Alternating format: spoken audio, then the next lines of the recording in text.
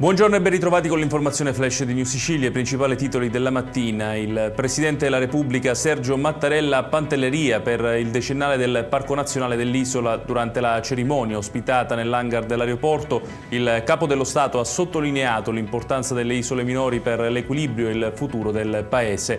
Pantelleria, ha ricordato Mattarella, rappresenta un patrimonio caratterizzato da un profondo intreccio tra cultura e storia da tutelare e valorizzare.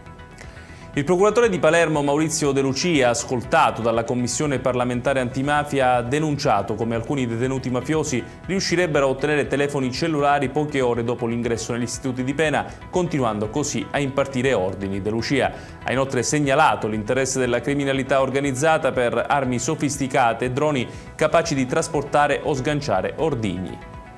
Notte di paura a Palermo, nel quartiere Belmonte Chiavelli. Un ragazzo di 17 anni che si trovava insieme al cugino sarebbe stato inseguito e raggiunto da un colpo di pistola. Trasportato in codice rosso all'ospedale civico, il giovane è stato poi sottoposto a un intervento chirurgico. Squadra mobile e polizia scientifica indagano per identificare gli aggressori.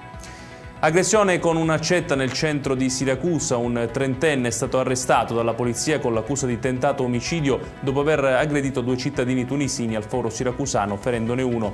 L'uomo è stato bloccato vicino alla stazione, ancora in possesso dell'arma. La vittima ha riportato lesioni giudicate guaribili in 30 giorni.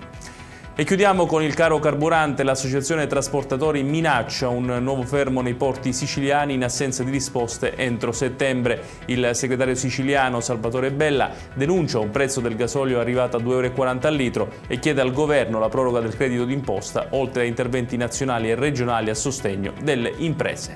Ed è tutto per questa edizione. Tutti i dettagli su queste notizie li trovate come sempre sul nostro sito www.newssicilia.it. Grazie per averci seguito e buon proseguimento di giornata.